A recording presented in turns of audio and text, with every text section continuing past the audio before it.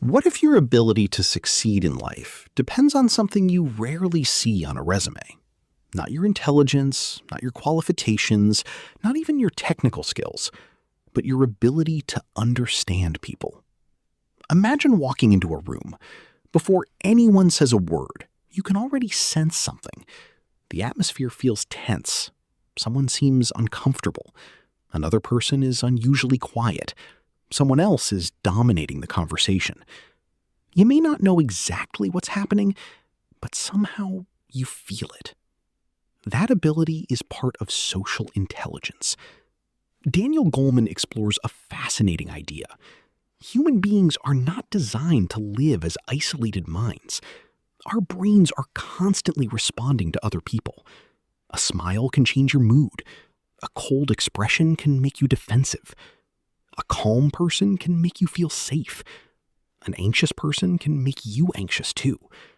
We affect one another far more than we realize. And once you understand this, you begin to see relationships, communication, leadership, and even your own emotions in a completely different way.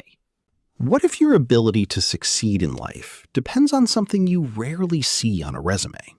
Not your intelligence, not your qualifications, not even your technical skills, but your ability to understand people. Imagine walking into a room. Before anyone says a word, you can already sense something. The atmosphere feels tense. Someone seems uncomfortable. Another person is unusually quiet. Someone else is dominating the conversation. You may not know exactly what's happening, but somehow you feel it. That ability is part of social intelligence. Daniel Goleman explores a fascinating idea. Human beings are not designed to live as isolated minds. Our brains are constantly responding to other people. A smile can change your mood. A cold expression can make you defensive. A calm person can make you feel safe. An anxious person can make you anxious too. We affect one another far more than we realize. And once you understand this, you begin to see relationships, communication, leadership, and even your own emotions in a completely different way. Social intelligence is the ability to understand social situations and respond to other people effectively. But it is more than simply being friendly. You can be highly social and still misunderstand people. You can talk constantly and still fail to connect. You can be intelligent and still say the wrong thing at the wrong moment. Social intelligence begins with awareness. What is this person feeling? What are they trying to communicate? What is happening beneath the words? And perhaps most importantly, what effect am I having on them? Because every interaction creates an emotional exchange. You bring your mood into a conversation. The other person brings theirs. And something new emerges between you. Sometimes that exchange creates trust. Sometimes tension. Sometimes comfort. Sometimes defensiveness. This happens incredibly quickly, often before either person consciously understands why. Your brain is constantly reading faces, voices, gestures, expressions, and One of the most important ideas is that our brains are deeply social. We don't simply have a brain that thinks, we have a brain that connects. Human beings survived for thousands of years by cooperating with groups. Belonging mattered. Trust mattered. Reading other people's intentions mattered. Knowing who was safe and who might be dangerous could literally determine survival. That ancient social machinery is still operating inside us. The environment has changed. The brain has not changed nearly as much. Today, the same systems respond to an email, a facial expression, a message left unanswered, a meeting, a conversation with a manager, or a comment on social media. Your brain is constantly asking social questions. Do they like me? Do they respect me? Am I being excluded? Can I trust them? Did I say something wrong? These questions can operate beneath conscious awareness. And because social experiences matter so deeply to the brain, Being ignored, rejected, or humiliated can feel surprisingly painful. Social pain isn't imaginary. The brain treats relationships as important information. Think about what happens when someone enters a room smiling. You may not know them, they haven't said anything, yet their expression can influence how you feel. Now imagine the same person enters looking angry. The atmosphere changes. This is emotional contagion. Human beings can unconsciously pick up emotional states from one another. A calm person can help calm a tense group. An anxious person can spread anxiety. Excitement can become contagious. So can fear. This doesn't mean emotions are literally transferred like an object. It means our brains constantly respond to the emotional signals of other people. We notice tone, facial expression, posture, movement, voice, timing, and our own nervous system reacts. This explains why spending time with certain people can leave you feeling energized, while spending time with others can leave you exhausted. Sometimes the feeling isn't coming entirely from inside you. You may be responding to the emotional environment around you. That is why social intelligence begins with noticing, not only what people say, but what the interaction feels like. One of the foundations of social intelligence is attention. Real attention is rare. Think about the last time someone spoke to you while you were checking your phone. You may have heard their words, but you weren't fully there. Now, compare that with a conversation where someone gives you their complete attention. They look at you. They don't interrupt unnecessarily. They remember what you said. They respond to what you actually mean. The experience is completely different. Attention communicates something powerful. You matter enough for me to be here. That is why listening is much more than staying silent while someone talks. Listening means trying to understand the person's experience. What are they saying? What are they not saying? But attention can be difficult because our minds are often preparing a response while the other person is still speaking. Someone tells you a problem, and you immediately start thinking about what advice to give. Someone disagrees with you, and you start preparing your defense. Someone criticizes you, and you begin explaining yourself. You may be hearing the words, but you're already somewhere else mentally. Social intelligence requires a different approach. Listen long enough to understand before deciding how to respond. This doesn't mean agreeing. Understanding and agreeing are completely different. You can understand someone's perspective and still disagree with their conclusion. You can recognize someone's emotion without accepting their behavior. You can listen without surrendering your boundaries. The goal is not to become passive. The goal is to become accurate. Because when you understand what someone actually means, you have a much better chance of responding to the real problem. Many arguments continue simply because two people are responding to interpretations rather than to what the other person actually said. Empathy is another central part of social intelligence.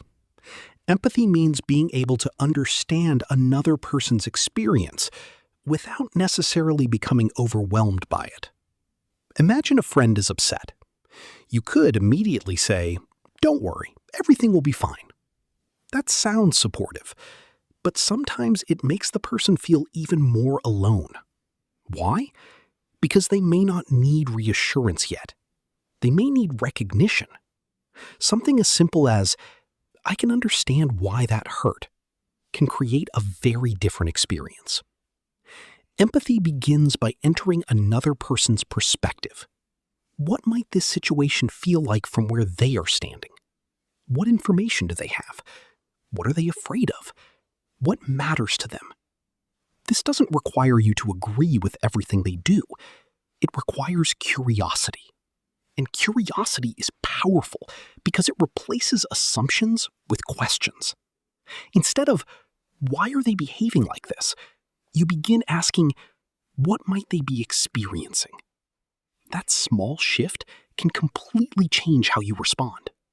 You stop seeing a difficult person and start seeing a person who may be dealing with something difficult. But empathy has limits. You cannot understand another person perfectly. Everyone has an internal world you can never completely access. So, empathy requires humility. You might think you know why someone is upset and be completely wrong. Maybe you assume they're angry. Perhaps they're actually embarrassed. Maybe you think they're ignoring you. Perhaps they're overwhelmed.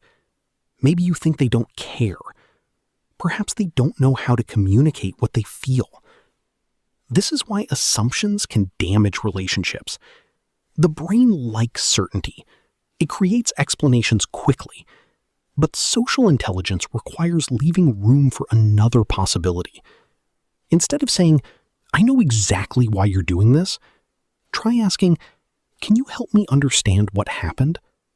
That question creates space. It communicates respect. And it gives the other person an opportunity to correct your interpretation. Sometimes the most intelligent response isn't an answer. It's a question. Because when you stop assuming you already know, you become much more capable of understanding people. There's another important distinction. Empathy and emotional contagion are not the same thing. If someone is anxious, you may begin feeling anxious too. That is emotional contagion. But empathy allows you to recognize their anxiety without necessarily becoming controlled by it. This distinction matters. Imagine working with someone who is panicking. If you panic too, you may amplify the situation. But if you can remain grounded while recognizing what they're feeling, you can become a stabilizing presence. This is especially important for leaders, parents, teachers, managers, and anyone responsible for other people. Your emotional state can influence the people around you. When you're calm, you may create space for others to become calm. When you're reactive, you may increase tension. This doesn't mean you must hide your emotions. It means you become responsible for how you express them. Emotional control isn't emotional suppression. It is the ability to experience an emotion without automatically spreading it through every interaction. Sometimes the most helpful thing you can bring into a tense situation is a nervous system that isn't adding more tension. Social intelligence also depends on reading nonverbal communication. People communicate with far more than words. Tone can change meaning, a pause can change meaning, a facial expression can change meaning. Even silence can communicate something. Imagine someone saying, "That's fine." The words sound positive, but their tone is cold. Their expression is tense. They avoid eye contact. Suddenly, you sense that fine doesn't actually mean fine. This is why social intelligence isn't just listening to language. It's listening to the whole interaction. But there is an important warning. Nonverbal signals are not perfect translations. A person avoiding eye contact isn't automatically lying. Someone crossing their arms isn't automatically angry. A person looking away may simply be tired or distracted. Social intelligence doesn't mean becoming a body language detective. It means noticing signals while remaining open to alternative explanations. Observe. Don't assume. Then, when necessary, ask. That combination of observation and curiosity is far more reliable than trying to decode every gesture as if it were a secret message. One of the strongest social signals is facial expression. Human beings are remarkably sensitive to faces. A small change around the eyes, a slight movement of the mouth, a raised eyebrow can communicate information before words appear. And often, we notice these signals without consciously analyzing them. That's why you can sometimes walk into a room and immediately know something is wrong. Nobody has told you, but your brain has picked up dozens of small cues. The problem is that our interpretations can be influenced by our own emotional state. If you're already insecure, a neutral expression may look negative. If you're anxious, a delayed reply may feel like rejection. If you're angry, a harmless comment may sound insulting. The social world you perceive is partly shaped by the state you're bringing into it. This is an important lesson. Before interpreting someone else's behavior, check your own emotional state. Are you tired, defensive, insecure, frustrated? Sometimes the signal isn't changing. Your interpretation is. This is why self-awareness and social intelligence are deeply connected. You cannot accurately read other people if you are completely unaware of what is happening inside yourself. Imagine entering a meeting already frustrated. Someone makes a neutral suggestion. You hear criticism. Another person disagrees. You hear disrespect. Someone asks you to explain something. You hear doubt. The same meeting might feel completely different if you entered calm and confident. Your internal state acts like a filter. It influences what you notice, what you remember, and how you interpret other people's behavior. So improving social intelligence isn't only about studying other people. It begins with studying yourself. What triggers you? What makes you defensive? When do you withdraw? When do you become controlling? When do you seek approval? When do you stop listening? These patterns are social information, and once you understand them, you can interrupt them. You stop reacting automatically. You begin choosing your response. That is a major step toward emotional maturity. Consider what happens during conflict. Two people disagree. One person feels misunderstood. The other feels attacked. Both become defensive. Each person starts collecting evidence that proves the other person is wrong. The conversation becomes a competition, and the original issue disappears. This is where social intelligence can change the entire direction of an argument. Instead of asking, "How do I win?" ask, "What is actually happening here? What does the other person need? What am I trying to protect? What are they trying to protect?" One reason conflict escalates is that the brain can interpret disagreement as a threat. When someone challenges your opinion, it can feel as though they are challenging you. Your identity becomes involved. Now, changing your mind feels like losing, so you defend the position more strongly. The other person does the same. Soon, neither person is examining the original idea. They're protecting themselves. Social intelligence creates separation between identity and opinion. You can say, "I believe this," without turning it into, "I am this." That makes changing your mind less threatening. You can learn something. You can admit a mistake. You can say, "I hadn't considered that." Those words are not signs of weakness. They are signs of psychological flexibility. The strongest person in a conversation isn't always the one who dominates it. Sometimes it's the person who can remain curious when their beliefs are challenged, because curiosity keeps the brain open, while defensiveness closes it. And once the mind closes, even good information struggles to get through. Social intelligence also changes how we give feedback. Imagine a manager tells an employee, "You're careless. You always make mistakes." The employee hears an attack on identity. Defensiveness is almost guaranteed. Now imagine the manager says, "This report contains 3 errors. Let's look at what happened and how we can prevent them next time." The information is similar. The emotional experience is completely different. One attacks the person. The other addresses the behavior. This distinction matters in families, too. Instead of saying, "You're selfish," you can say, "When you canceled without telling me, I felt that my time wasn't being respected." The second statement creates a conversation. The first creates a defense. Social intelligence doesn't mean avoiding difficult truths. It means delivering difficult truths in a way the other person can actually hear. Because communication isn't successful simply because you said the. Another powerful social skill is knowing when to speak and when not to. Not every thought needs to become a statement. Sometimes silence creates space. Imagine someone is upset and begins telling you what happened. You immediately interrupt with your own story. "I know exactly what you mean. Something similar happened to me." You may be trying to connect, but you've just moved the attention away from them. A socially intelligent response might be, "Tell me more." Those 2 words can open an entire conversation. People often reveal more when they feel they aren't being rushed. Listening, communication. Social intelligence also involves understanding that different people communicate differently. One person may speak directly, another may choose their words carefully. One person may process emotions by talking, another may need silence before they can explain what they feel.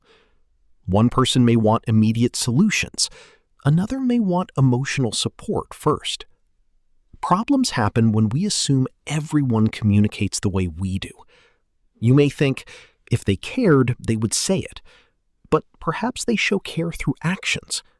Someone else may think, if you cared, you would talk about your feelings, but perhaps you need time to process. Neither person is automatically wrong. They may simply have different communication patterns. Social intelligence means becoming flexible. Instead of demanding, why don't they communicate like me? Ask, what form of communication helps this person understand and feel understood? That doesn't mean abandoning your own needs. It means learning to communicate across differences. Connection requires translation. Trust is another foundation of social intelligence. Trust doesn't appear because someone says, "Trust me." It develops through repeated experiences. Do your words match your actions? Do you keep promises? Do you respect confidentiality? Do you listen? Do you admit mistakes? Do you behave consistently? People watch these things, sometimes unconsciously. Trust grows when your behavior becomes predictable, in a good way, and trust can disappear surprisingly quickly. A single betrayal may undo months or years of reliability. That is why social intelligence isn't simply about saying the right thing. It's about becoming the kind of person whose behavior makes people feel safe. This applies to friendships, relationships, workplaces, leadership, business, everywhere. People don't only ask, is this person competent? They also ask, can I trust this person? And often, trust determines whether competence gets a chance to matter. There is another kind of trust that matters. Trusting yourself. If you constantly ignore your own feelings, your boundaries, and your needs, you can become disconnected from yourself. You say yes when you mean no. You stay quiet when something bothers you. You pretend you're fine when you're not. Over time, you stop believing your own signals. Social intelligence isn't only about understanding other people. It also means understanding your own internal responses. If something consistently makes you uncomfortable, pay attention. You don't have to react immediately, but you should investigate. Maybe the discomfort comes from insecurity. Maybe it comes from an old experience. Or maybe your boundary is actually being crossed. Self-awareness helps you tell the difference. And the more you trust yourself, the less dependent you become on constant external approval. You can listen to other people without losing your own judgment. That balance is essential. Connection should not require self-abandonment. One of the greatest benefits of social intelligence is better relationships. But better relationships don't mean relationships without conflict. No relationship can provide that. People will misunderstand each other. People will become tired. People will make mistakes. People will disappoint each other. The difference is what happens afterward. Do you repair? Do you communicate? Do you take responsibility? Do you listen? Do you forgive when forgiveness is appropriate? A strong relationship isn't one where nobody gets hurt. It's one where people know how to repair damage. Imagine saying, I was wrong. I understand why that hurt you. I didn't realize how that sounded. I'm sorry. How can we handle this differently next time? These sentences can be more powerful than winning an argument. Because relationships are not built by perfection. They're built by repeated moments of understanding and repair. Social intelligence gives you more tools to create those moments. Leadership is another area where social intelligence becomes extremely important. A leader can have an excellent strategy, but if people don't trust them, the strategy may fail. People respond not only to what leaders say, but to how leaders make them feel. Do people feel respected? Do they feel heard? Do they feel safe enough to speak honestly? Do they feel that mistakes can be discussed without humiliation? A socially intelligent leader understands that emotional climate affects performance. Fear can produce short-term compliance, but trust can produce initiative. If people are terrified of making mistakes, they may hide problems. If people feel safe reporting problems, the organization can solve them earlier. Psychological safety doesn't mean removing standards. It means creating an environment where people can tell the truth without unnecessary fear. That is a powerful leadership advantage, because you cannot solve problems you are not allowed to see. Social intelligence also matters when someone is struggling. A common response is to immediately offer advice. Do this, try that, don't think about it, move on. But advice can feel dismissive when someone hasn't yet felt understood. Sometimes the first step is simply presence. Listen, acknowledge, ask what they need. Maybe they want advice. Maybe they want encouragement. Maybe they need practical help. Maybe they simply need someone to sit with them while the emotion passes. Social intelligence means learning not to assume. Ask, do you want me to listen, or do you want help finding a solution? That one question can prevent countless misunderstandings, because support isn't about giving people what you would want. It's about understanding what they need. Empathy asks, what would help this person right now? Not what would make me feel useful. There is also a social side to stress. When you're surrounded by conflict, your body can remain in a state of tension. Constant criticism, unpredictability, hostility, social rejection. Even subtle tension can become exhausting when it continues for long periods. This is one reason your social environment matters so much. A workplace can pay well and still drain you emotionally. A relationship can look successful from outside and still create constant anxiety. A friendship can be enjoyable sometimes and still leave you feeling diminished overall. Social intelligence helps you notice patterns.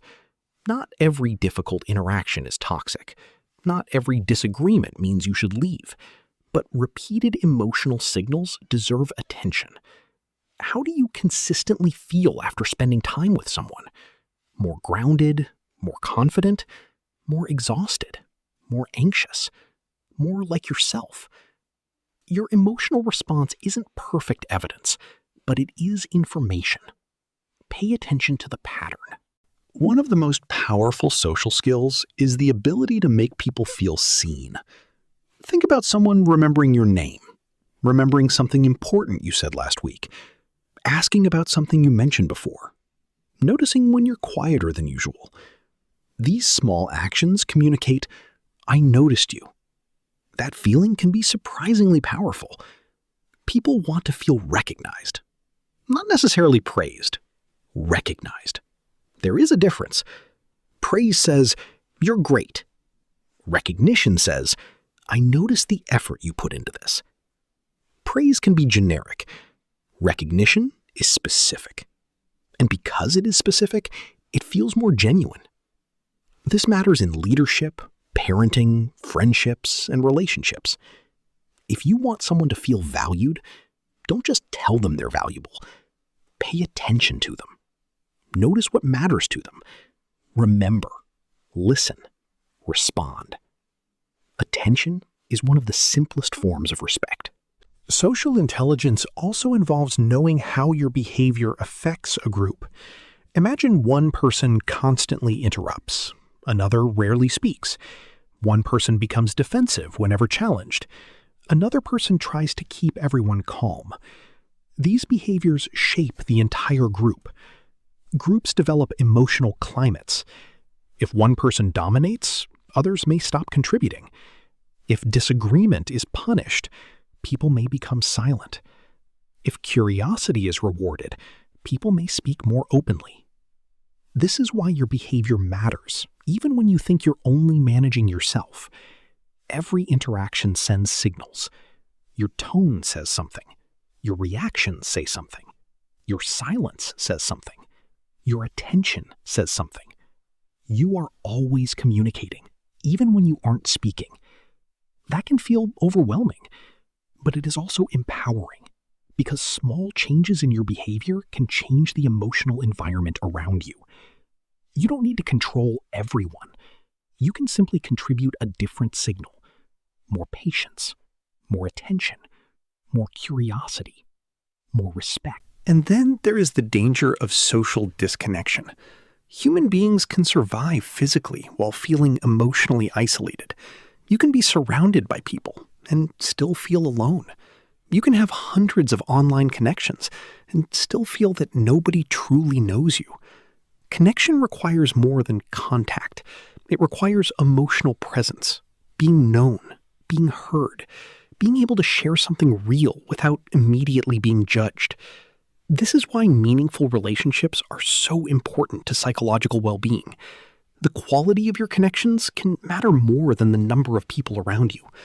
One person who truly understands you can sometimes provide more emotional nourishment than a room full of superficial interactions.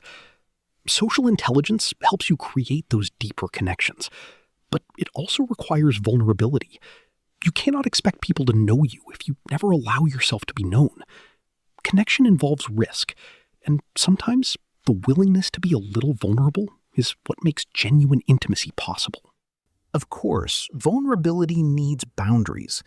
Being socially intelligent doesn't mean telling everyone everything. Trust should develop. Not every person deserves access to your private world. Healthy vulnerability is selective. You open up gradually as someone demonstrates that they can handle what you share with care. This is another place where social intelligence requires judgment. Too little openness can create distance. Too much openness too quickly can create regret. The goal is not maximum disclosure. It is appropriate connection. Ask yourself, has this person shown me that they are safe? Do they respect boundaries? Do their actions match their words? How do I feel after sharing something with them? Trust should be earned through behavior. And when someone repeatedly demonstrates respect, you can allow the relationship to deepen. Social intelligence is not simply opening doors. It is knowing which doors to open, when, and for whom. Another important skill is social flexibility. Different situations require different responses. The way you speak to a close friend isn't the way you speak in a professional meeting. The way you comfort someone isn't the way you negotiate with someone. The way you communicate with a child isn't the way you communicate with a senior executive. Social intelligence means adapting without becoming fake. Your personality can remain consistent while your communication changes. You don't speak differently because you're pretending to be someone else. You speak differently because you're considering the needs of the situation. This is similar to language. You wouldn't use the same words with every person in every context. Communication works when the message fits the listener. That means paying attention. What does this person understand? What matters to them? How direct should I be? What emotional state are they in? What does this situation require? Adaptability is not weakness. It is social skill. One of the biggest obstacles to social intelligence is ego. Ego wants to be right. It wants to look intelligent. It wants recognition. It wants control. And sometimes it would rather win an argument than preserve a relationship. Imagine someone corrects you. Your first reaction might be defensive. That's not what I meant. I already knew that. You misunderstood. Maybe some of those statements are true. But before responding, pause. Ask, could there be something useful here? Being corrected doesn't automatically mean you're incompetent. It means you've received information. You can evaluate it, accept it if it's useful, reject it if it isn't. But you don't need to defend your identity every time someone challenges your behavior. The ability to say, you may be right, is a form of strength. It creates room for learning. And learning requires the willingness to discover that your first interpretation wasn't always complete. Social intelligence also changes the way we think about success. Technical ability can get you an opportunity, but relationships often determine what happens next. People remember whether you listened, whether you respected them, whether you gave credit, whether you stayed calm under pressure, whether you could handle disagreement, whether they felt safe telling you the truth. Two people can have identical technical skills and very different careers. The difference may be social. Who trusts them? Who wants to work with them? Who feels comfortable recommending them? Who believes they will handle pressure well? This doesn't mean networking or charm is more important than competence. It means competence operates inside a social environment. Your ability to work with people can multiply the value of your technical abilities. And the opposite is also true. Poor social skills can limit even exceptional talent. Being good at your work matters. Being someone people can work with matters too. Imagine a brilliant employee who constantly humiliates colleagues. They may be technically excellent, but people stop sharing ideas. They stop asking questions. They avoid working with that person. Eventually, the technical skill becomes less valuable because the social environment has become damaged. Now imagine someone equally competent who listens, shares credit, handles mistakes calmly, and makes others feel respected. People want that person on the team. The difference isn't intelligence, it's social intelligence. This is why leadership isn't simply about having answers. Sometimes leadership means creating an environment where other people can contribute their answers. The smartest person in the room doesn't need to prove they're the smartest. They need to help the room become smarter. That requires humility, attention, empathy, and the ability to bring out the strengths of other people. Social intelligence turns individual ability into collective ability. Another important concept is cooperation. Human beings accomplish extraordinary things when they coordinate. Families, teams, businesses, communities, societies. But cooperation requires trust. If people believe others will exploit them, they protect themselves. If they believe others will contribute fairly, cooperation becomes easier. This is why small acts of reliability matter. Arriving when you said you would, doing what you promised, giving people credit, sharing information, admitting mistakes. These behaviors create a social environment where cooperation becomes safer. And once trust develops, people can accomplish more together than they could individually. Social intelligence is therefore not merely about making conversations pleasant. It has practical consequences. It affects productivity, leadership, teamwork, conflict, innovation, and long-term relationships. The ability to understand people is not a soft extra. It is part of how human systems function. There's also a lesson here about kindness. Kindness is sometimes mistaken for weakness, but genuine kindness can require enormous strength. It means remaining respectful when you could be dismissive, listening when you could interrupt, choosing your words when you're angry, giving someone the benefit of the doubt without abandoning your boundaries. Kindness doesn't mean saying yes to everything. It doesn't mean allowing people to mistreat you. It means remembering that there is a human being on the other side of the interaction. You can be firm and kind. You can disagree and be respectful. You can say no without humiliating someone. You can hold a boundary without turning the other person into an enemy. This is mature social intelligence. The goal isn't to make everyone happy. That's impossible. The goal is to treat people with enough awareness that your honesty doesn't become unnecessary cruelty. And perhaps the most important relationship to develop is the relationship you have with yourself. If you're constantly criticizing yourself, you may become more sensitive to criticism from others. If you constantly seek approval, other people's reactions can control your mood. If you don't know your own boundaries, you may struggle to respect them when someone else crosses them. Self-awareness creates stability. You know what you feel. You know what matters to you. You know where your limits are. You know what you're willing to change and what you're not. That doesn't mean becoming rigid. It means having an internal reference point. Then you can enter relationships without needing other people to constantly tell you who you are. You can listen without becoming controlled. You can care without losing yourself. You can connect without becoming dependent on approval. The more secure your relationship with yourself, the more freely you can relate to other people. So, how do you actually become more socially intelligent? Start with attention. When someone speaks, put the phone away. Look at them. Listen.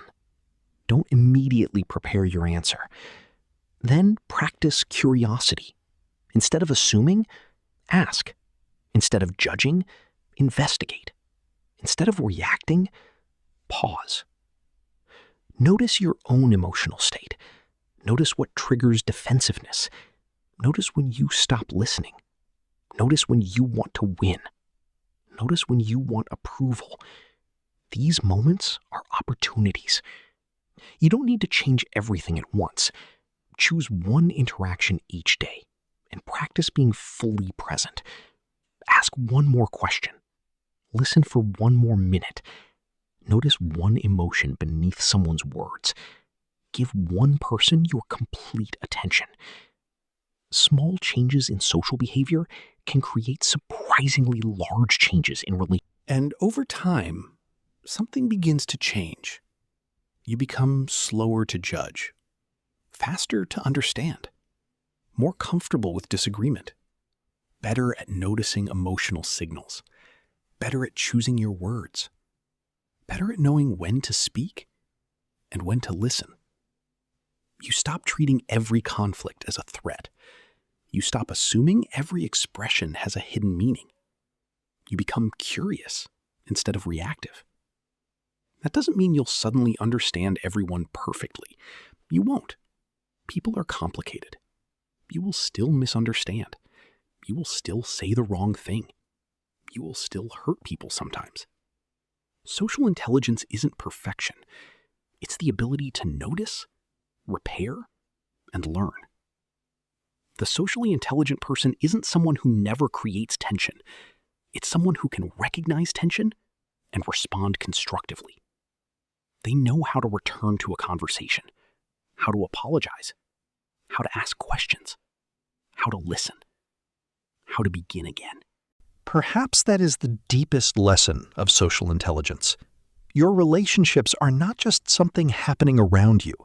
They are part of your psychological environment. The people you spend time with influence your emotions. Your behavior influences theirs. Your attention influences their sense of value. Your reactions influence whether they feel safe. Your words can strengthen someone or quietly diminish them.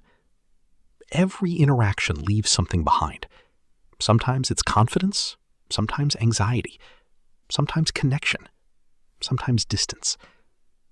This doesn't mean you are responsible for everyone's emotions. You aren't.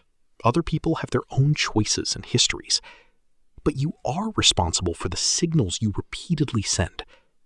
You can choose to bring more awareness into your interactions, more listening, more honesty, more curiosity, more respect.